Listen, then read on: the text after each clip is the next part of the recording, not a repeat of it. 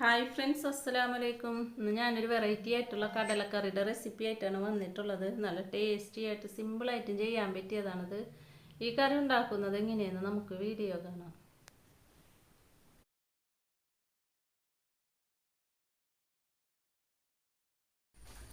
കടലക്കറി ഉണ്ടാക്കാൻ വേണ്ടി ഞാൻ ഇന്നലെ രാത്രി കടല നല്ലപോലെ കഴുകിയതിന് ശേഷം വെള്ളത്തിലിട്ട് വെച്ചേക്കുന്നതാണ്. ഇതിപ്പോൾ ഞാൻ നേരം വെളുത്താണ് ഉണ്ടാക്കാൻ പോണത്. ഇപ്പോൾ നല്ലപോലെ കടല കുതിർന്ന് വന്നിട്ടുണ്ട്. ഇനി നമുക്കിത് മാറ്റി വെക്കാം. ഇനി നമുക്ക് കടലയിലേക്കുള്ളൊരു മസാല തയ്യാറാക്കണം. അതിന് വേണ്ടി ഞാൻ മിക്സിയുടെ ചെറിയ ജാർ എടുത്തിട്ടുണ്ട്. ഇതിലേക്ക് ഞാൻ 2 തക്കാളിയാണ് കട്ട് ചെയ്തത് ചേർത്ത് കൊടുക്കുന്നത്. കൂടെ തന്നെ ഞാൻ 8-10ഓളം ചെറിയുള്ളി ചേർക്കുന്നുണ്ട്.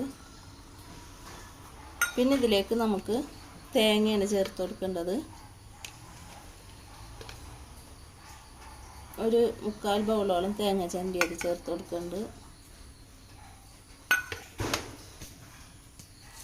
കൂടെ തന്നെ നമുക്ക് പെരിഞ്ജീരകം ചേർത്ത് കൊടുക്കാം. വലിയ ജീരകമില്ലാതും ചേർത്ത് കൊടുക്കാം.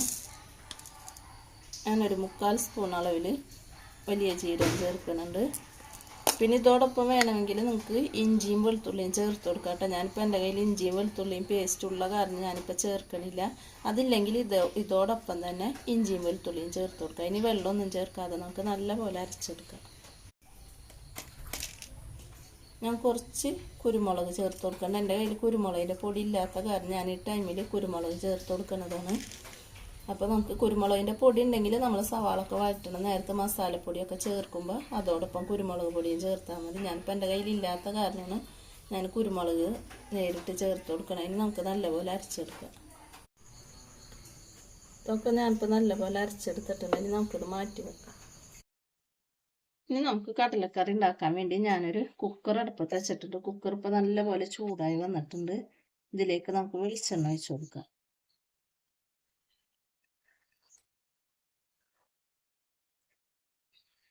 ഒന്നര സ്പൂണോളം വെളിച്ചെണ്ണ ഒഴിച്ചു കൊടുത്തിട്ടുണ്ട്. വെളിച്ചെണ്ണയും ചൂടായി വന്നിട്ടുണ്ട്. ഇതിലേക്ക് ഒരു 2-3 കഷ്ണം കറുകപ്പട്ട, 2 ഏലക്കായ, ഒരു 3 ഗ്രാമ്പൂ ഇതും ചേർത്ത് കൊടുക്കുന്നുണ്ട്. പിന്നെ നമുക്കൊരു ബേ ലീഫും ചേർത്ത് കൊടുക്കാം. ഇതൊന്ന് റോസ്റ്റ് ചെയ്തെടുക്കാം.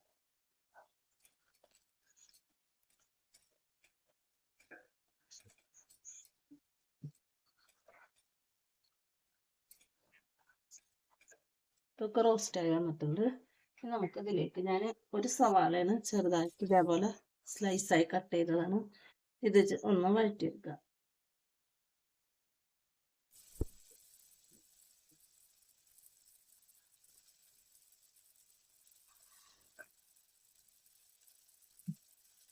കൂടെ തന്നെ കുറച്ച് കറിവേപ്പില ചേർത്തില്ല. ഒരു 3 പച്ചമുളക് ചേർത്തിട്ടുണ്ട്. നല്ലപോലെ നമുക്കൊന്ന് വഴറ്റിയെടുക്കാം. സവാളൊക്കെ ഒന്ന് വഴന്നു വന്നിട്ടുണ്ട്. ഇനി ഇതിലേക്ക് ഞാനൊരു സ്പൂൺ അളവിൽ ഇഞ്ചി വെളുത്തുള്ളി ചതച്ചതാണ് ചേർത്ത് കൊടുക്കുന്നത്. ഇഞ്ചിയും വെളുത്തുള്ളിയൊക്കെ ആ പച്ച സ്മെല്ല് മാറുന്നതിന് ഒന്ന് വഴറ്റിയെടുക്കുക.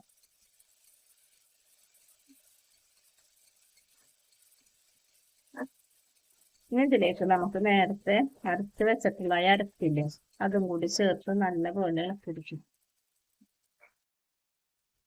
ഇത് ചേർത്ത് കൊടുക്കുന്നതിനായിട്ട് നമുക്കത് നല്ലപോലെ വഴറ്റിയെടുക്കാം.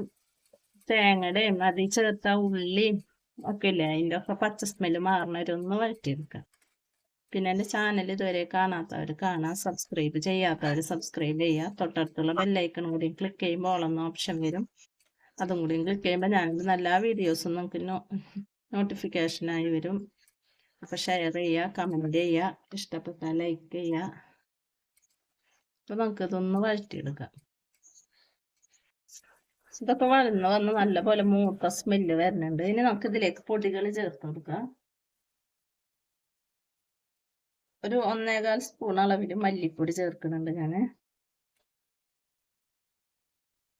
പിന്നെ എരിവിനനുസരിച്ച് മുളക് പൊടി ചേർത്ത് കൊടുക്കുക കേട്ടോ. നമ്മൾ കുരുമുളക് ചേർത്തിട്ടുണ്ട്, പച്ചമുളകും ചേർത്തിട്ടുണ്ട്. അപ്പം അതിനനുസരിച്ച് നമുക്ക് മുളക് പൊടിയുടെ അളവ് കൂട്ടുകയും കുറക്കുകയൊക്കെ ചെയ്യാം കേട്ടോ. ഞാൻ ഇപ്പോൾ 1 സ്പൂൺ അളവിൽ മുളക് പൊടി ചേർക്കുന്നുണ്ട്. ഒരു 3/4 സ്പൂൺ അളവിൽ മഞ്ഞൾപ്പൊടി, കൂടെ തന്നെ ഞാനൊരു 3/4 സ്പൂൺ അളവിൽ ചിക്കൻ മസാലയാണ് ചേർത്ത് കൊടുത്തേക്കണം കേട്ടോ. അപ്പം നല്ല ടേസ്റ്റ് ഉണ്ടാവും ചിക്കൻ മസാല ചേർത്തിട്ടുണ്ടെങ്കിൽ. അപ്പം ആ പൊടികളൊക്കെ ആ പച്ച സ്മെല്ല് മാറുന്നവരെ ഒന്ന് നമുക്ക് വഴറ്റിയെടുക്കാം. പൊടികളൊക്കെ ആ പച്ച സ്മെല്ല് മാറി വന്നിട്ടുണ്ട്. ഇനി നമുക്ക് ഇതിലേക്ക് നേരത്തെ കഴുകി വെച്ചിട്ടുള്ള കടല മുഴുവനായിട്ട് ചേർത്ത് കൊടുക്കും. പാകത്തിന് വെള്ളം ഒഴിച്ചു കൊടുക്കുക. ഞാൻ നേരത്തെ മിക്സിയുടെ ജാറിൽ കുറച്ച് വെള്ളം ഒഴിച്ച് വെച്ചിട്ടുണ്ടായി. അപ്പൊ ആ വെള്ളം കൂടി ഒഴിച്ചു കൊടുക്കുക. നല്ലപോലെ ഒന്ന് മിക്സ് ചെയ്ത് നോക്കാം. കടല എത്ര വിസിലടിച്ചാലാണ് വേവെന്ന് വെച്ചാൽ അത്രയും നമുക്ക് വിസിലടിച്ചതൊന്ന് വേവിച്ചെടുക്കുക. നമ്മൾ ഉപ്പ് ചേർത്തിട്ടില്ല, അപ്പൊ ഉപ്പും കൂടിയും ചേർത്ത് കൊടുക്കുക.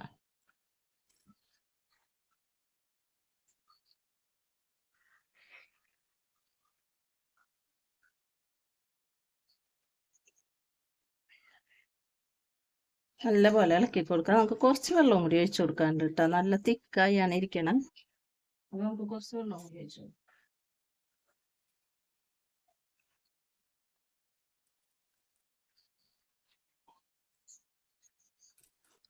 നല്ലപോലെ ഇളക്കി കൊടുക്കുക. അതിന് കുക്കർ മൂടി വെച്ച് നമുക്ക് ഒരു 6 വിസിൽ വരുന്നവരെ വെയിറ്റ് ചെയ്യാം.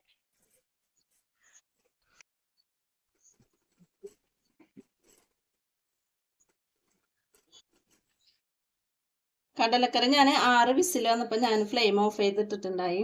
ഇതിപ്പോ അതിന്റെ എയറൊക്കെ പോയതിന് ശേഷം ഞാൻ തുറന്നതാണ്. ഇപ്പൊ കണ്ട നല്ല എണ്ണ തെളിഞ്ഞ് നിൽക്കുന്നുണ്ട്. നല്ല മണമുണ്ട് കേട്ടോ, നല്ല ടേസ്റ്റ് ഉണ്ട്. ഇത്രയുള്ള പരിപാടി കണ്ട. നമുക്ക് കുറച്ച് കറിവേപ്പിലയും കൂടി ഇട്ട് കൊടുക്കാം.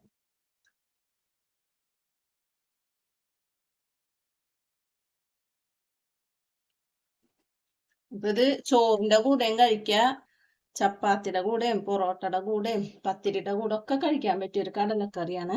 നല്ല ടേസ്റ്റി ആയിട്ടുള്ള സിമ്പിൾ ആയിട്ട് ചെയ്യാൻ പറ്റിയ കടലക്കറി ഇവിടെ റെഡി ആയി വന്നിട്ടുണ്ട്. എല്ലാവരും അപ്പം ഇതേപോലെ ഒന്ന് ട്രൈ ചെയ്ത് നോക്കാം. നമുക്കിനി പുതിയ വീഡിയോയിൽ കാണുന്നത് വരെ ഓക്കെ ബൈ.